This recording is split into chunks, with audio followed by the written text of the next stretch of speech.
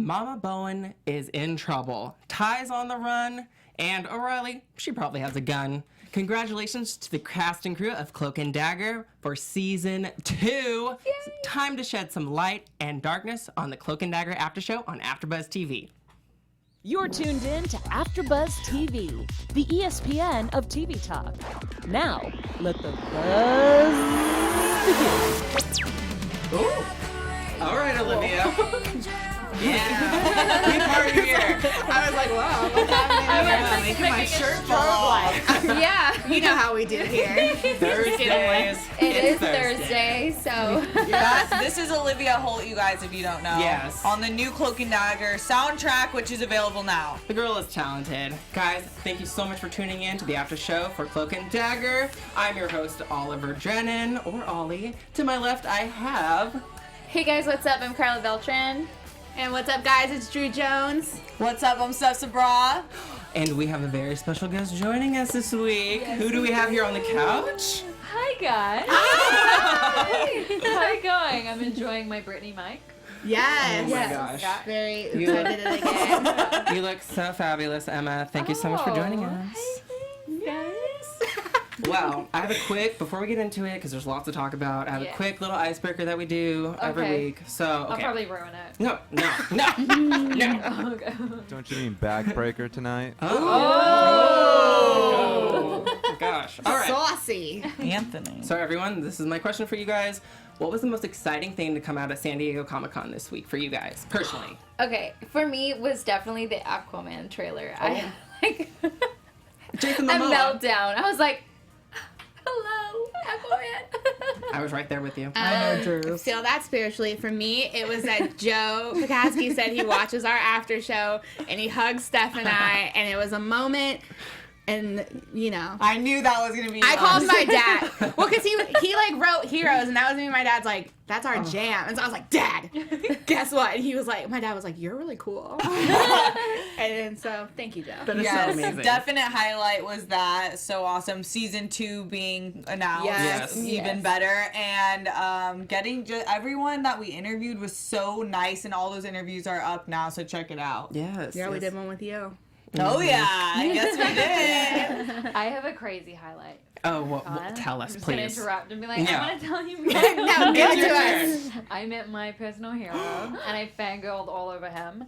I was walking onto the yachts where they have the IMDb yacht and all that stuff. I was walking on and I said to Liv, this would be so much cooler if Captain Paul Watson was here. And Captain Paul Watson is the founder of Sea Shepherd, which is a anti-poaching movement and just an environmental movement. And then we did all the yacht interviews and we're walking off and I see him. And I was like, oh my God, Captain Paul Watson. And I was starting crying. And I said to him, you were the hero of my entire life. And I really wish I could go back and take that moment again, because I feel like my I could come up gosh. with something better at that. He looked a little bit scared, to be honest. He looked a little bit scared. No. I know. love it. I was like, no, I do volunteer work with your organization, and I know Farrah, and he was like, oh, cool, da-da-da. I was like, I'm not gonna murder you. It's fine. You probably scared him, but that's so cool that you met your hero at Comic-Con. I know, and it was about an hour and a half before we did the panel, and I was shaking and crying. And Olivia was like, I can't believe you met him. Because I took her to a vegan festival, actually, to hear him speak. And so then she said to him, love everything you do, man, take care. Oh my god. Poor guy. That is hilarious. Well, so funny. thanks again. If you're joining us in the live chat, please leave us your comments, questions for Emma. She'd love to answer them. We're covering episode 9, Backbreaker. We're going to talk about Tyrone's journey, Tandy's journey, Brigid. We're going to talk about Evita, and we're going to shed some light and darkness on Emma this week for our character corner. We're going to ask her some questions. We're going to get her to spill some tea. And also, we have to give you the digs on our giveaway for the season finale next week. So, it's crazy. This has been an insane, amazing show that we are gasping at live. So, guys, what were your initial thoughts of this episode? Because there's a lot to unpack. Okay, this episode, I didn't really know how to take it because there was just so many things that were going on, and I didn't really like the fact that they were going to the darkness, but I liked that the father was saying all these things in the background as they were going through it, so it was like helping me cope with what was going on, but I really enjoyed it. I was talking to a bunch of you guys on Twitter about this earlier when we were live tweeting this, but during Hurricane Katrina, my aunt lost everything. And when we asked her, like, how are you doing? She's like, I came out of this stronger, like, no pressure, no diamonds. And I feel like that is such a, like, perfect sum up of this entire episode. And this episode, more than anything, was dope because a lot of time in TV, black pain is kind of like torture porn.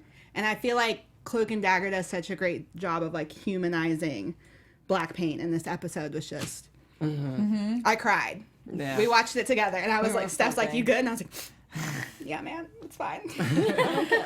Going off that, I totally agree. The show does like the best job of making it the most intersectional superhero show ever that I've seen in terms of, I mean, The Gifted does a good job of this too, but touching on race, class, socioeconomic, everything in a really well done way. In this episode is just like a roller coaster, and I was like pissed at Tandy. I was emotional for Tyrone. Didn't know what was gonna happen with anything. Avita shocked me, and it was just such a good episode. Oh my gosh. Emma, what did you think? I mean, oh my goodness. It's so funny seeing things back after you've shot things. When I did ADR for the fight scene between Connors and Brigid, I was really taken aback by the song choice because it's so not what I would have expected. But the thing that was kind of amazing about it is it made it creepier and more digestible at the same time. And that's why Joe Pekaski, we're so lucky he does the best.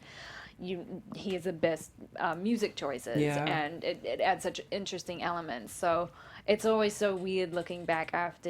And I mean, every time I cry every time, and that's so cool to hear you say that. And I think that's what's so important about entertainment. Like, I grew up as a ballerina, and I was always a ballerina, and I didn't realize ballet was racist until I saw Misty Copeland's documentary, which is embarrassing to admit, but that's why it's so important, because for those of us that do have that privilege, you know, as like most ballerinas do have the same skin tone as me, and I never knew, and I felt silly watching it, but that's why these stories are so important to be told, because the people that don't understand what that's like, we need to see that, and I think entertainment does such a good job of showing that, and it's like the most like powerful weapon, I think, is the camera to tell stories and to shed light on things. So that's so cool to hear that, and we're so lucky because we do have this great diverse writers room, and thanks to Joe Pekaski, that I feel like we are hopefully shedding light and making people who feel underrepresented seen and heard. Hopefully, I think that's a really important No, you thing. guys are killing it. The cast and crew, everyone behind the show it's just phenomenal, and I love hearing that from Drew. I love hearing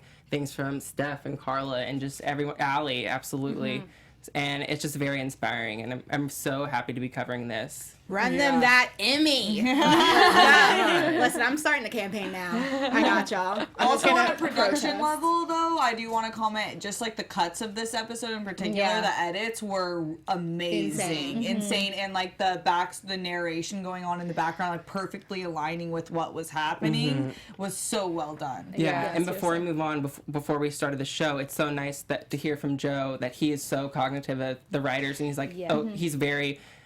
he's like, is this okay? Yeah, Am I missing anything? He checks in with us all the time, and he's like, as women, is this cool? Am I having a blind spot moment? And like, how do you feel about this? And he checks in with everybody, and he's like, I always want women to keep me in check and let me know that I'm telling the story correctly. And I mean, the fact that we have that is such a huge blessing that's so rare. So. Yeah. Take note, men. That's all I gotta say. So our first topic of the week is Tyrone. We need to get into this because this was deep, this was heavy, this was emotional. Do you want to just, like, I just can't, we have to get to it. That discussion he had with his mom. I think that was like the best part of the whole episode. Yeah. It was crazy. Oh, I forgot I cried during that scene We too. were like crying over our Chipotle like the other night watching this. Like, this is so beautiful. Well, it broke my heart just knowing that that's all he knew was that the death of his brother, and carrying that. He didn't know anything else but that. And his mom, just this. Sorry, go on. No, say what you want to say. Just that his mom, played by Gloria Rubin, right? She's amazing. She It's was just like, ridiculous. no, I see so much of Billy in you, and you're so talented, and you're. Whew, I was just thinking trying- about it, I just want to lie down in fetal position. that was probably the most emotional scene of the Just season. everyone just lay down and cry right now.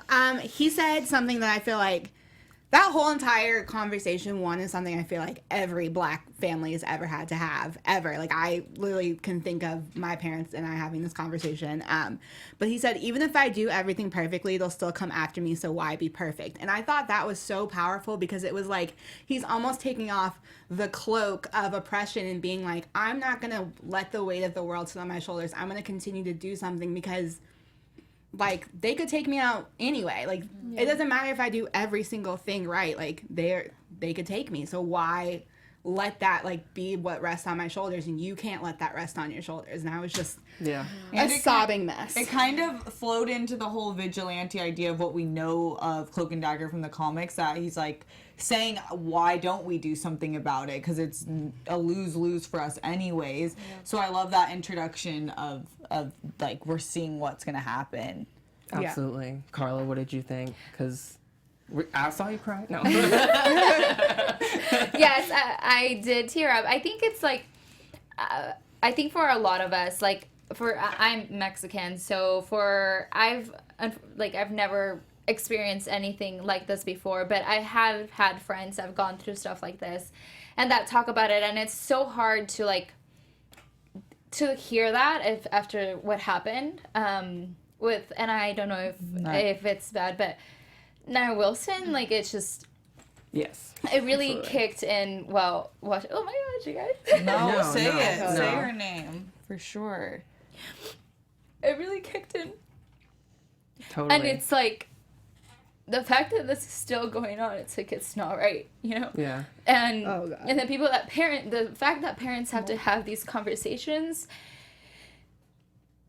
It's a lot to take in, and from a perspective of a show, it was like, I say this absolutely every single time about Freeform. I think Freeform is like one of my favorite networks to watch because every single show that I've seen, they cover every single topic so perfectly, and they bring up these topics that need to be talked about, and the way that they're talked about in these shows, it's like, wow, like, my respect goes to all the writers in those rooms and to the people who are actually bold enough to come out and say what needs to be said. Mm-hmm.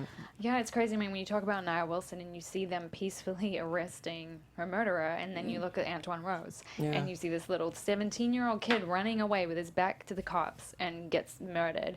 And I put a post up about him, and the crazy thing is people will still find ways to justify it. I'm like, no, that is murder. He is a teenager. Mm-hmm. And they're like, well, he shouldn't have been running. I'm like, well, then talk about, like, Philando. Like, he did everything right that the cops said, and he still got murdered. Mm-hmm. So there is nothing to be done. And I'm sorry, but if you're seeing people who are constantly being murdered by the people that are meant to protect you for holding a toy, for a bag of Skittles, for a broomstick, how do you not have PTSD? Yeah. How can you do what people are telling you to do when they're holding guns? Like, you can't get out. It's like, it doesn't matter what you do at that point. And it is so frustrating because you have people that are still trying to deny it. And that's why I appreciate the show so much, that it is shining light. And I mean, I hope those people change their mind and that it does make them see what it's like, because it's like, even to be able to deny it is, you've got a level of privilege. Absolutely. Because I can't imagine what it's like to be terrified with it and end up dying over a broken tail light, because that's not going to happen to me. Mm-hmm. Yeah. And it's just, I mean, it's,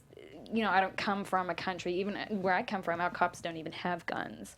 And it's mind-blowing to me. A ton of research I did for Brigid was actually into police brutality and systemic racism, and it is so frustrating because people are still trying to deny it, and it's like, how can we progress when people are still trying to deny it? And there's that saying where it's like, when not everybody's free, everyone is oppressed, and that is true. And if people would see that and treat everybody equally and at least acknowledge struggles, like, I just can't believe that we're not acknowledging it in this day and age when we have cameras. Like, you can't deny it. I just don't understand how people are still denying it. And I totally agree with you on the line there of Freeform, that they're really telling bold stories. And I think that, you know, makes me really proud to be part of a network that is doing that, because it is important.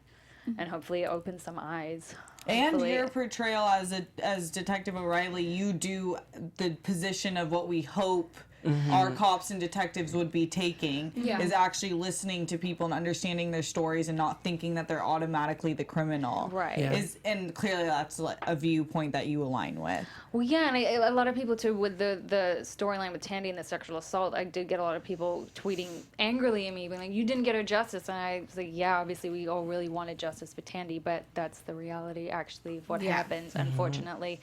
When I was in New Orleans, I do volunteer work with Planned Parenthood, and I was out one night, and there was this amazing organization there called STAR, and they work with sexual trauma and rape victims. And there was a man there, and he's a lawyer, and he does some sort of corporate law by day, but every spare minute he has, he works with rape victims and trauma victims, and like does pro bono work. And he told me in the last 3 years that he'd been doing that, he asked me, how many cases do you think when we have overwhelming evidence that have gone further to get justice? And I was like, how many? And he told me 0.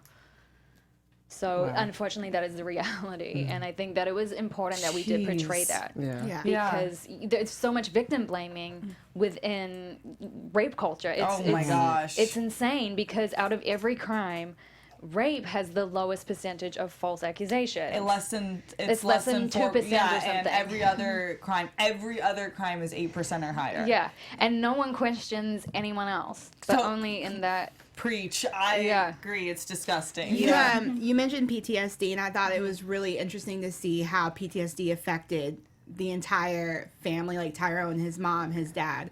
We see his dad kind of take this like stagnant, like I'm just trying to keep everything together, and his mom is very like almost Stepford wife about it, withholding everything. And I thought it was a really beautiful moment to see her explain why she was like that, because she was like, you don't understand that no one, like, you have this guy on camera admitting it and no one cares. Like, why, like, I would rather not fight this fight and keep you safe than fight this fight and have 2 dead sons. And I just thought that was like... And they're both making valid points, I think. exactly. Absolutely. And it's just like, that's the media for you and how it's portrayal of black people sometimes. Like, even, not to bring up Naya again, but like, the picture that they chose, remember the gun, like that, it's like the war, the line in this episode was, the war is over but the battle still rages. And I think that speaks so highly of today, of this racism and discrimination and bigotry that's still so rampant in America.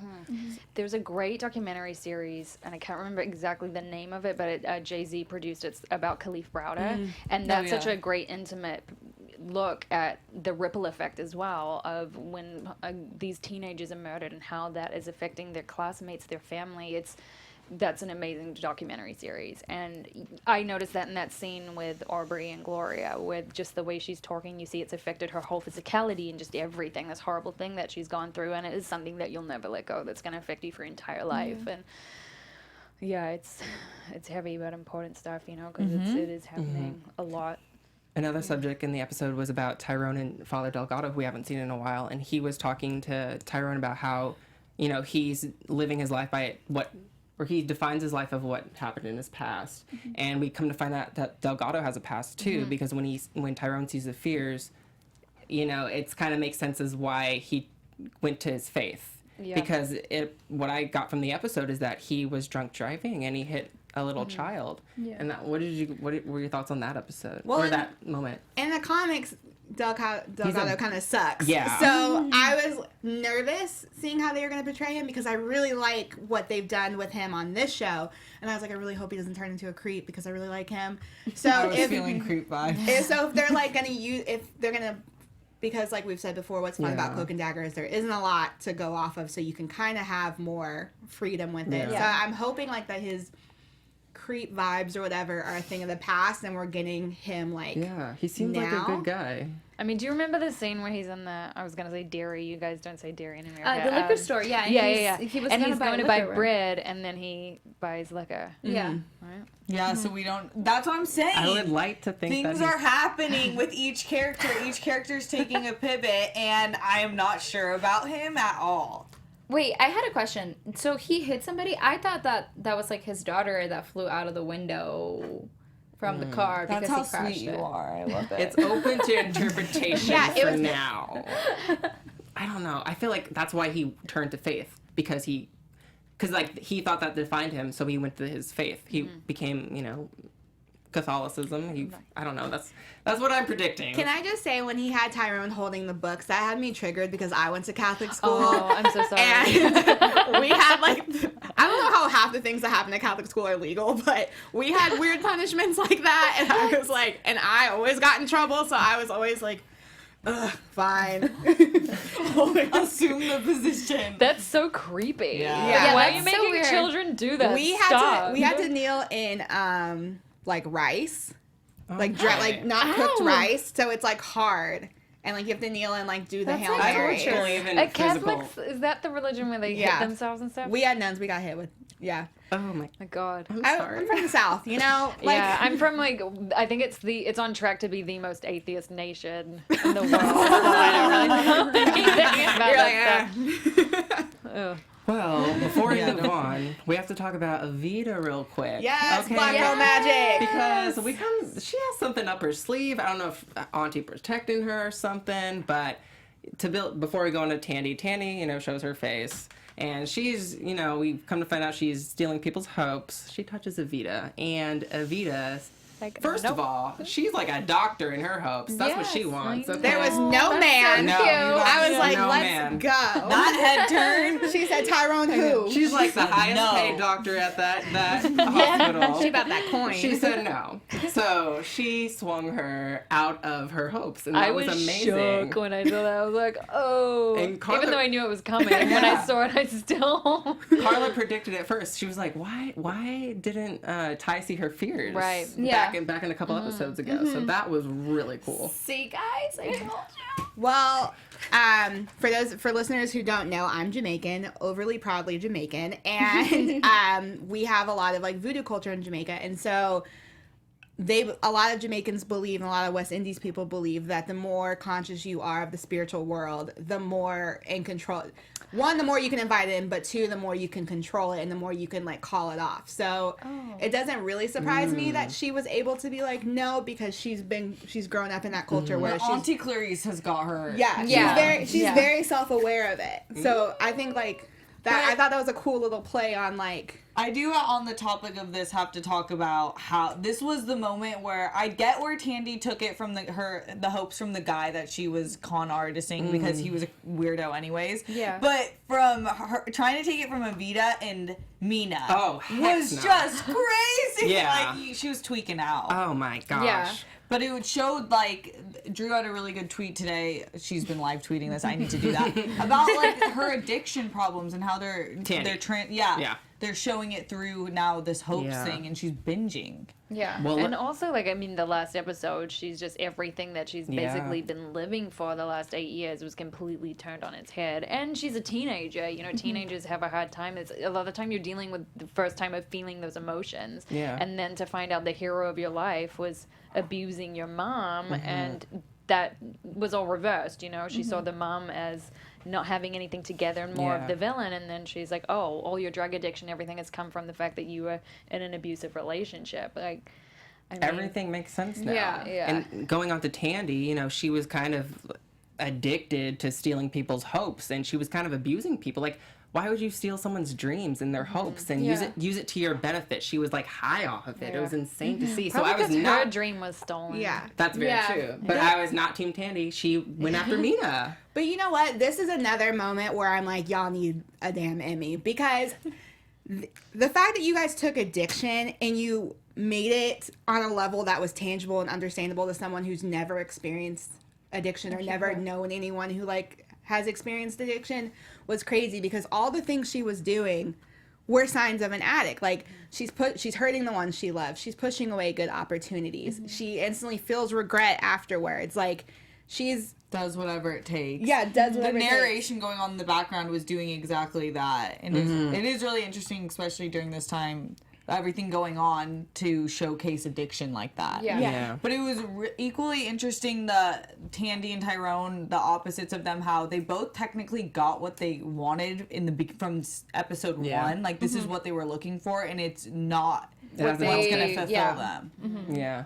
It left them way more empty, and now this is why the finale is just gonna be insane. I just loved how Delgado was really just kind of like saying all these quotes, and that each one kind of like related to a character. A quote for like Tandy was regression. It isn't about them, it's about us. Heroes aren't perfect. And so that goes with the whole relating to that. And like also addicts tend to become addicts through like people they know, like such as their parents, and obviously her mom was an addict as well, so it's kind of like you learn from what you're around and what you're exposed to. And I also thought it was interesting that like in the comics she Dagger has the ability to kind of help with addiction, and we've seen it really subtly with her mom throughout the season, where like more and more each episode her mom's not drinking as much, her mom's not doing all this other stuff, and we're seeing her become this like back to her normal self. And so I think it's really interesting that Tandy out of the two of them has the addiction problem. I thought that was like...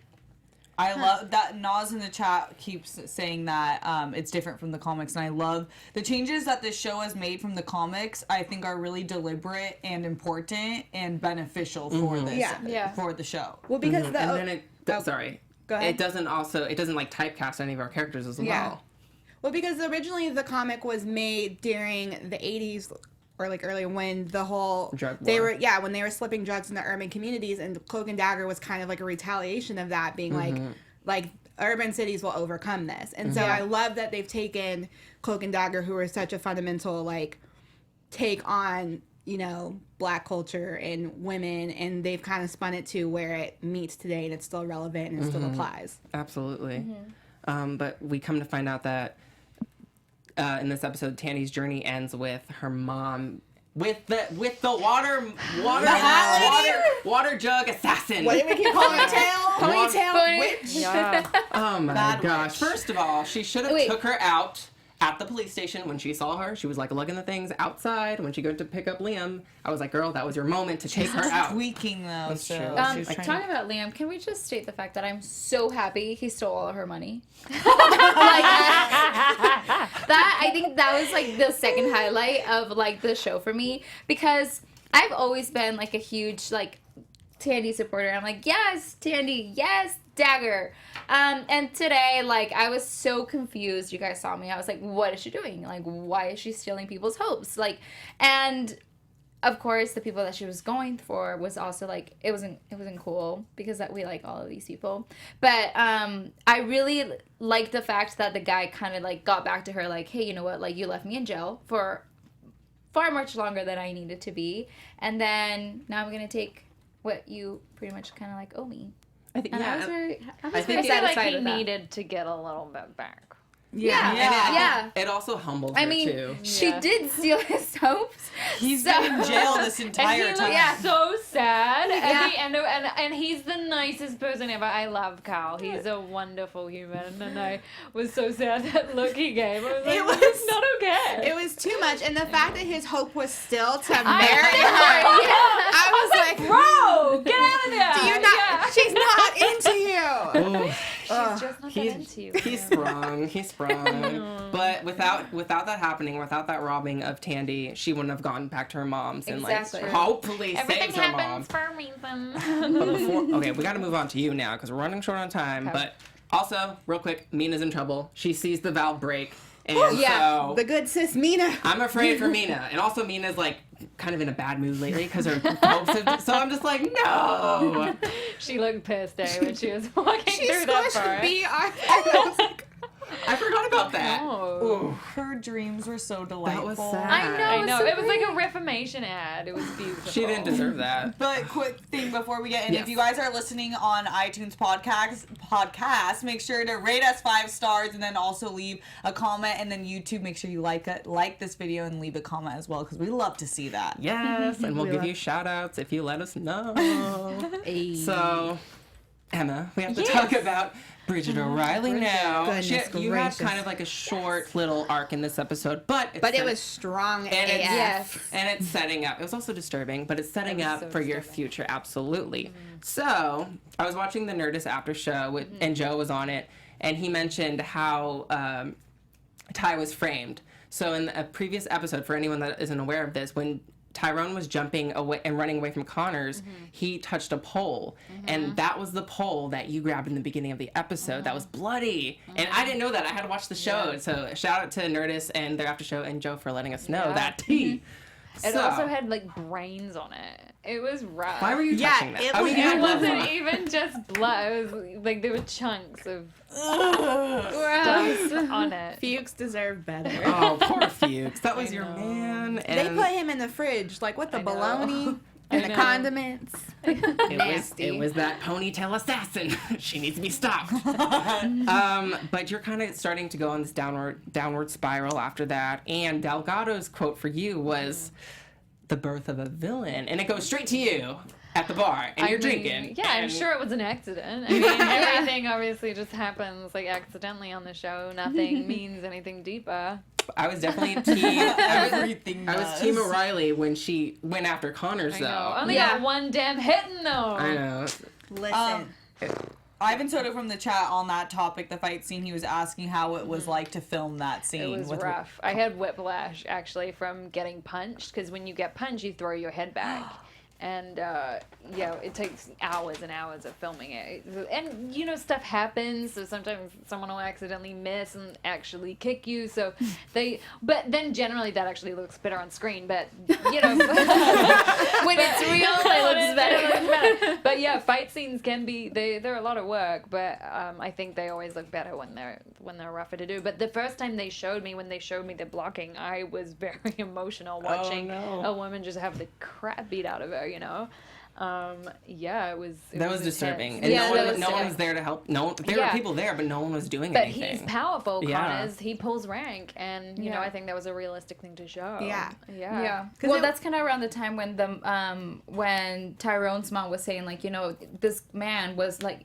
He murdered this person, and obviously he was able to get away with it. So he had to get there were a lot of people on his side. Mm-hmm. Yeah, because what's crazy about it is once again, you guys speak so true to what's going on today, and a lot of the big argument with police forces is not all police are bad. True, but a lot of you don't say anything when something bad does happen, and that was like a perfect example of literally anyone could step in and be like, yo, bro, don't do that. Mm-hmm. But everyone just stood there and watched and didn't even look necessarily like they were hurt by it. The part that makes me think something else is going on, though, if he has some access to the fear gas or whatever that they have in Roxxon. It just seemed I know it just could be metaphorical to what happens in police stations, but it seemed even more he just literally kicked the crap out of her and they just stood behind him Yeah. But I think it's that pack mentality type thing that you see a lot is, you're not going to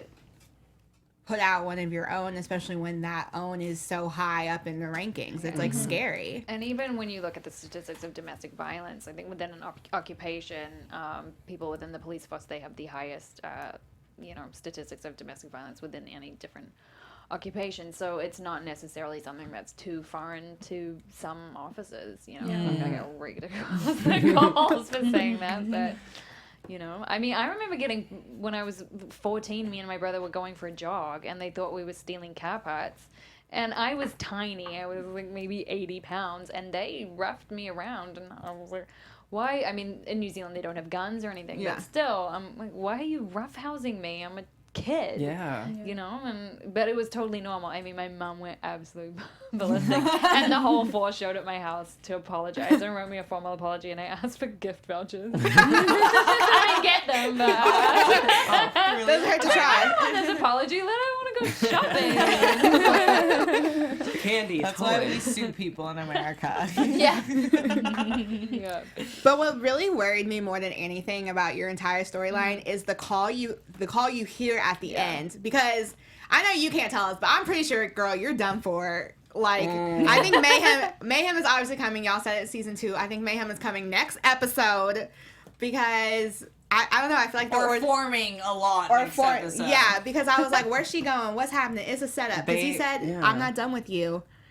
And he does not look like the type to just say things. He said, I'm not done with you. And Father Delgado had this scene where he's talking about a villain, and it cuts. That's true.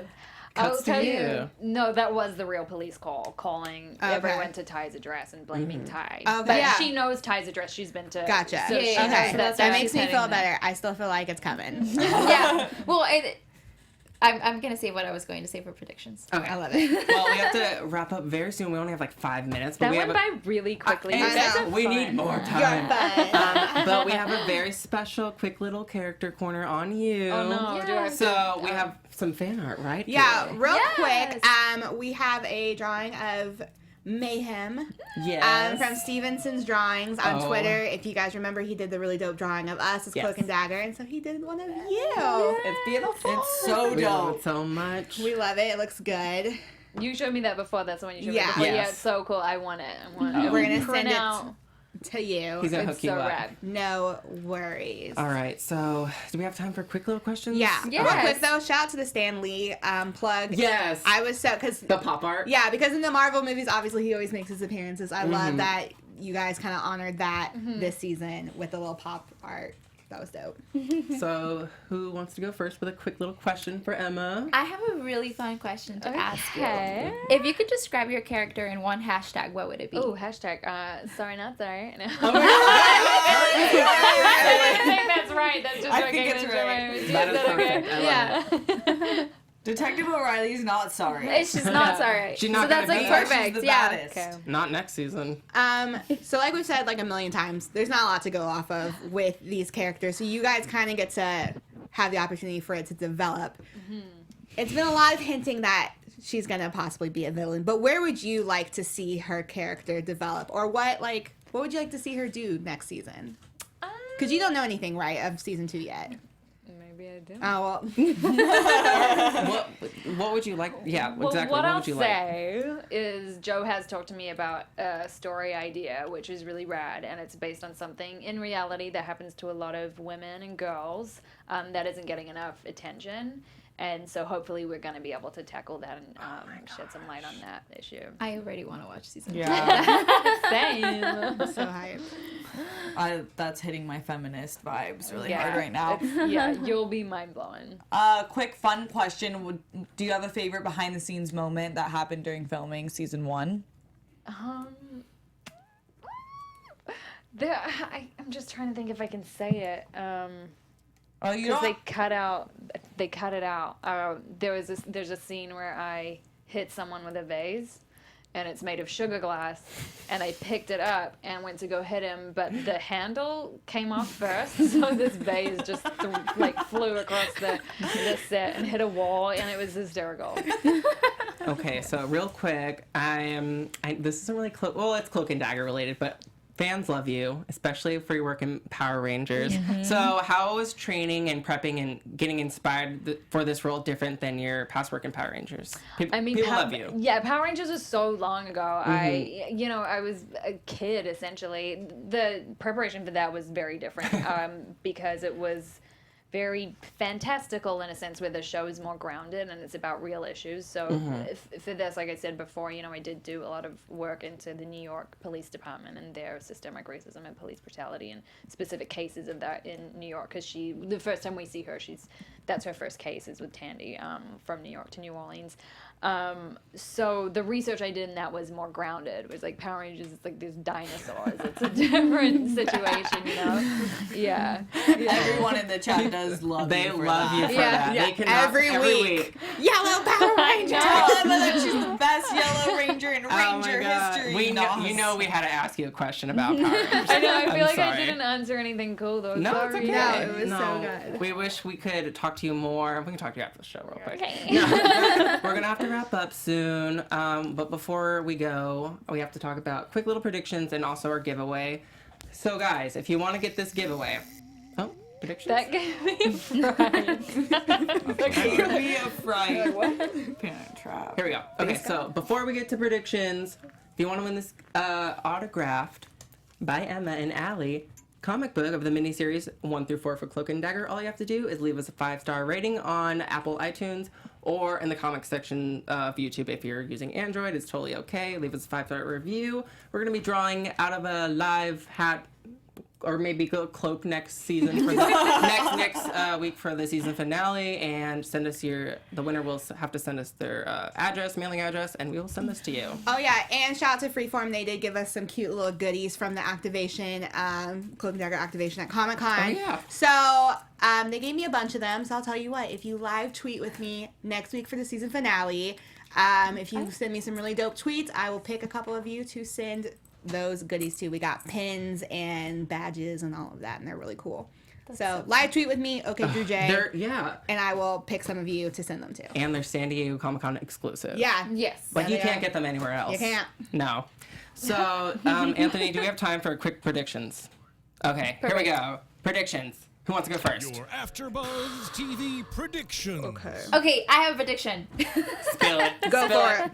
So, obviously, Detective O'Reilly knows that the police force is heading to Tyrone's home, and I think this is where she's going to be seeing the light at the end of the tunnel. Okay, dark. Mine's really dark too. Okay. Oh, wow. Yeah, I think this is the end for Detective O'Reilly. I think that there's going to be like some sort of maybe shooting, and like you're going to maybe come in and it's going to be the end somehow. I think, because they keep hinting at like one will die, one will live. I don't know if I necessarily think that that's a literal thing, because Delgado says that a hero has to be born again. And I think what's going on with Tyrone's situation with him running from the cops kind of reflects the comics a little bit, where he basically is like on the go, and same with Tandy. And so I think this is like really where the origin of Cloak and Dagger is like starting. I think season 1 was us getting to know them as people, but I think like the season finale is really going to be like the origin story of them, and hopefully for Mayhem, because that would be really cool. And I still think Kingpin, like I don't know if it's going to be season 1, but I still very much think Kingpin is going to be somehow involved with all of this, whether that's going into season 2 or not, because there is a big bad besides Connors, and I need to know who that is. And they've been there's little Easter eggs of Kingpin. So that's my prediction. Yeah, I believe in Kingpin. Melissa Bowen is dying. Brigid O'Reilly is dying. Oh my God. But you're coming back. She's coming back in greater form, and it's literally, you guys, the chat knows how I feel about Mayhem. So if it is Mayhem, you know I'm gonna go off. Go off. And yeah, there's gonna be a lot of death. And Yes! Wait, Debbie, about lots You're of gonna death. die. You're gonna die. Everyone's dying. everyone's dying. That's my But Oprah rebirth impression. is coming. Yeah. Okay. Spiritually and physically. I definitely agree with Drew that Cloak is going to go through more of a mental rebirth or death. So he's going to become something, I don't know. He's going to become himself, I think, after overcoming, the death of Billy finally. I feel like we kind of saw his rebirth in this episode, or at least that's how I took it. I don't want to say that Tandy's mom's going to die. I know, I really like her. Oh, No, but it would give him a huge reason to finally run away, because that's what they're known for. Yeah, the vigilante thing would really come into play if she dies. And but then- I really like Andrea. Crossover with the Runaways, which I'm still pushing. Wait, real quick question. Y'all were pictured with Misty this weekend. Listen, is she gonna... I mean, you mentioned her last week. Is she gonna come on the show? Is there a possibility of that? There's a possibility. I mean, we didn't film it. It's not Casted yet. calm down. Season 2. But we really want to do it. We were like, let's just take our phones and go film something right now. Go Instagram live. Together. She's rad, man. I would love that. That's my dream team up. Fingers crossed. 'Cause I was, I'm getting hot and heavy. I like yelled and threw my phone when I saw you guys were pictured together. I was like, please make this happen. I hope your phone didn't break. It's fine. Our nerdy hearts are just constantly pumping, like at San Diego Comic-Con. Like, oh my God. Well, unfortunately, we would love to talk to you more, but we have to wrap up now, sadly. You want to shout out the fans real quick? Yes, you guys are forget so about them. awesome, especially today. Ivan Soto, Nicholas Kelly, Star Drew, Incan TV, ZS Belu, Chris Moe, Aaron Robinson, Billie Jean Girl, Jasmine, all Charming Star 451. I can't name you guys all, but you all so many rock. There's a lot of you. Love in you. here. They're awesome. Much. Well, cast, my wonderful panel, where can we find you on social media? You guys, thank you so much for tuning in tonight. I'm your host, Karla Beltran. You can follow me on Instagram at I am Karla Beltran, or on Twitter at Karla Beltran with an R at the end. And I'm Drew Jones. You can follow me on all the things at OKDrewJ. And I have a new podcast dropping on Monday. Woo! And Steph is my special guest. So make sure to check out The Curve. Oh, yes. I'm so excited. You can find me on Instagram and Twitter at Steph Sabraw. And I just want to talk to you guys. So let's do it. Just want to love you. Emma, where can we find you? I'm trying to think of what my. I'll look for you. I'll check for you. They have the ones with blue ticks because Emma Lahana was taken, and that was the reason I signed up to Twitter because somebody took Emma, and they were saying that my favorite music artist was Britney Spears. No disrespect, Britney Spears. I was like, I gotta clear that up. You're Emma K. Lahana on Twitter. There we go. And then my Instagram is I think One it's second. something. It's also Emma Kate Lahana Okay. on Perfect. Instagram. But they're different, right? My Twitter's different. Than Yeah. mine. Yeah. It's a nightmare. We'll find you. All you have to do is go on Google, search Cloak and Dagger cast, go to Emma Lahana, and her links will be there so you can follow her on all We things. love the internet. Google. Thank you so much for joining us, Emma. This was so much fun. Yes. Oh my god, I wish we had 2 hours. I know. I know. But you're coming back for season 2, right? Mayhem is. Maybe. Mayhem. I mean, you can just come hang out, you know. If you just wanna. Well, guys, I'm your host, Ollie Drennan. Follow me on all social media platforms at Ollie Dreamer. I did some interviews at Comic-Con this past weekend. Black Hollywood Live, I interviewed some of the Gifted cast, and I also interviewed Shamik Moore for Popcorn Talk because he is the voice of Miles Morales in Into the Spider-Verse. So I'm super excited. So check those interviews out and. We did Cloak and Dagger too, by the way. Sorry. Please check out Drew and Steph's interview. Forgot to plug those. They interviewed Olivia Holt and Everyone. Aubrey. Like, oh my god, and Emma. And Allie and Monkey. Joe. Check those out on AfterBuzz TV. Thank you guys so much for joining us. We love you. We'll see you for the season finale. Ciao. Sorry for From executive producers Maria Menounos, Kevin Undergaro, Phil Svitek, and the entire AfterBuzz TV staff, we would like to thank you for listening to the AfterBuzz TV network. To watch or listen to other after shows and post comments or questions, be sure to visit AfterBuzzTV.com. I'm Sir Richard Wentworth, and this has been a presentation of AfterBuzz TV. Buzz you later. The views expressed herein are those of the hosts only and do not necessarily reflect the views of AfterBuzz TV or its owners or principals.